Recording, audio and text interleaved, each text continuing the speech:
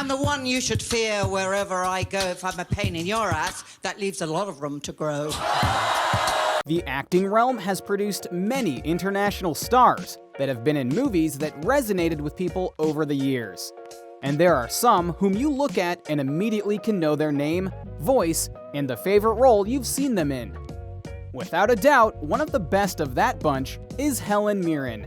She's a woman who has wowed people all over the world with her acting ability, and she's been awarded for it as well. But you can bet that at the earliest parts of her life, she never would have expected all this to happen. So allow us to show you Helen Mirren, then and now. Be sure to like the video and subscribe to the channel. Her early life. Helen Mirren was born with the name Helen Lydia Mironoff. Didn't see that coming, did you? Furthermore, her mother was actually an exiled noblewoman from Russia. She's just full of surprises, wouldn't you say? Mirren considers her upbringing to have been very anti-monarchist, which isn't too surprising given her family's history with royalty.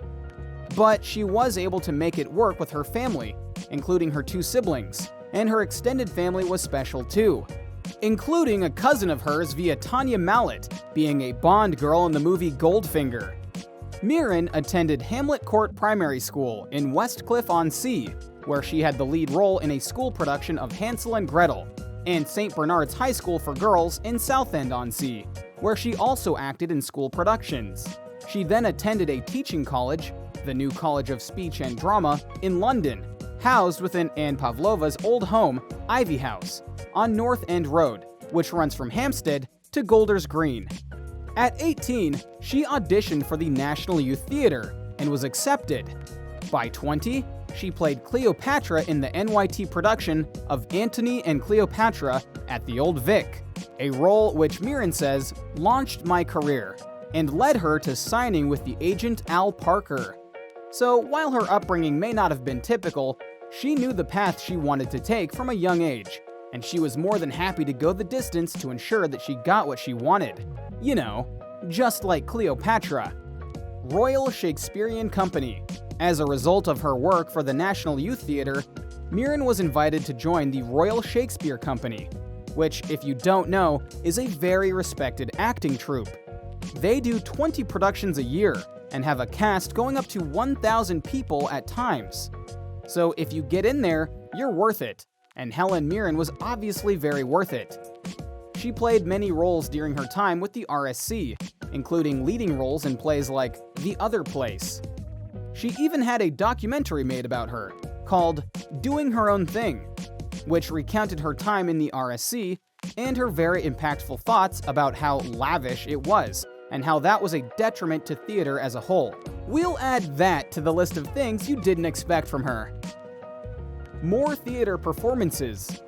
Given her acting ability and the clout she was making for herself, Helen went from theater company to theater company, performing more and more roles and getting lots of attention as a result. In 1981, she returned to the Royal Court Theatre for the London premiere of Brian Friel's Faith Healer. That same year, she also won acclaim for her performance in the title role of John Webster's The Duchess of Malfi.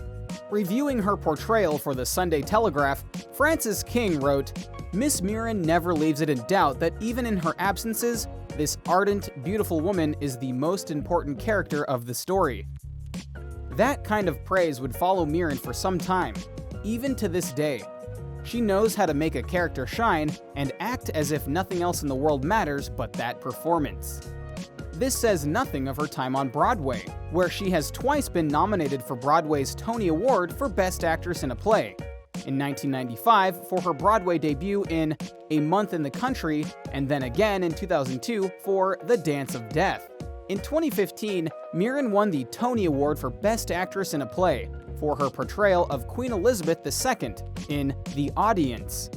And considering that was well into her mainstream acting career, that shows just how much she loved doing theater like this. But for some of you out there, you only know Helen Mirren for her film roles, so we'll get to that now. Breaking into Hollywood, Mirren has appeared in a large number of films throughout her career, and some of her earliest ones very much coincide with her time in the theater, such as Midsummer Night's Dream in 1968, The Long Good Friday in 1980, and others. One of the roles that many people associate with her role is that of Queen Elizabeth II in The Queen. Mirren's title role of the Queen earned her numerous acting awards, including a BAFTA, a Golden Globe, and an Academy Award, among many others. During her acceptance speech at the Academy Award ceremony, she praised and thanked Elizabeth II and stated that she had maintained her dignity and weathered many storms during her reign. Now, you know, for 50 years and more, Elizabeth Windsor has maintained her dignity, her sense of duty, and her hairstyle. Fun fact, Helen Mirren has played 3 different British queens across various media: Elizabeth I and II, and Charlotte.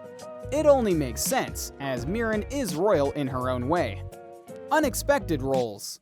The other thing that has defined Helen Mirren's career in certain ways is that while she can absolutely deliver in serious roles, like when she's being a queen, she's played other roles that might surprise you, including doing voiceovers for various films, including Prince of Egypt, Legend of the Guardians, Hitchhiker's Guide to the Galaxy, and more. But one of her biggest hits in terms of box office revenue was actually the 2 Red films where she played an ex-MI6 assassin. Mirren almost didn't do the film, but was absolutely incredible in the role, and many agree she was a highlight of the 2 films. Show me something.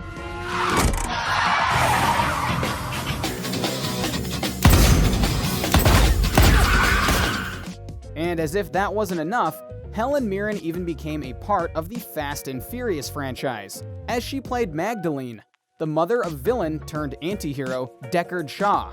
She was in one of the main movies, then was more prominently featured in the spin-off movie Hobbs and Shaw, and will be back and driving in the upcoming Fast 9. So yeah, she might not be in the roles you expect her to be in, and yet she's going to rock them when she does. Oh, and if you haven't heard, she's been cast as an actual goddess in the movie Shazam! Fury of the Gods. So yeah, Helen Mirren is going to be in a superhero movie. We truly don't deserve her. The awards she's gotten. Among her major competitive awards, Mirren has won 1 Academy Award, 4 BAFTA Awards, 3 Golden Globe Awards, 4 Primetime Emmy Awards, and 1 Tony Award. Her numerous honorary awards include the BAFTA Fellowship from the British Academy of Film and Television Arts and Gala Tribute, presented by the Film Society of Lincoln Center. In the Queen's 2003 birthday honors, Mirren was appointed a Dame, DBE, for services to drama, with investiture taking place at Buckingham Palace in December. In January 2009, Mirren was named on the Times list of the top 10 British actresses of all time. The list included Julie Andrews, Helena Bonham Carter, Judi Dench, and Audrey Hepburn. All incredible company. Granted, Helen Mirren isn't someone who openly brags about her awards. She would rather just go and do performances and show her talents that way. It shows you the kind of woman she is. Candor. Another thing that absolutely defines Helen Mirren, both then and now, is that she's never been one to mince words when she can just get straight to the point, such as was proven in Mirren's autobiography, In the Frame: My Life in Words and Pictures, which was published in the UK by Wiedenfield and Nicholson in September 2007. Reviewing for the stage, John Thaxter wrote, "Sumptuously illustrated, at first sight it looks like another of those photo albums of these stars. But between the pictures, there are almost 200 pages of densely printed text, an unusually frank story of her private and professional life, mainly in the theater. The words clearly Mirren's own, delivered with forthright candor. She's never been afraid to admit things that happened to her in her life, including how she has been treated in Hollywood and by certain individuals, including describing how one casting director treated her like a piece of meat. Helen Mirren is still rocking it in Hollywood, on stage and beyond, and she's one person you don't want to get on the bad side of. So what do you think? What do you think of this look at the life and times of Helen Mirren, and how she grew from a girl doing theater to one of the most respected women in all of Hollywood? What are the roles that you most associated with Helen Mirren? Do you feel that she has plenty of roles left in her? What do you think she'll go and do next to challenge herself? Let us know in the comments below. Be sure to subscribe, and we'll see you next time on the channel.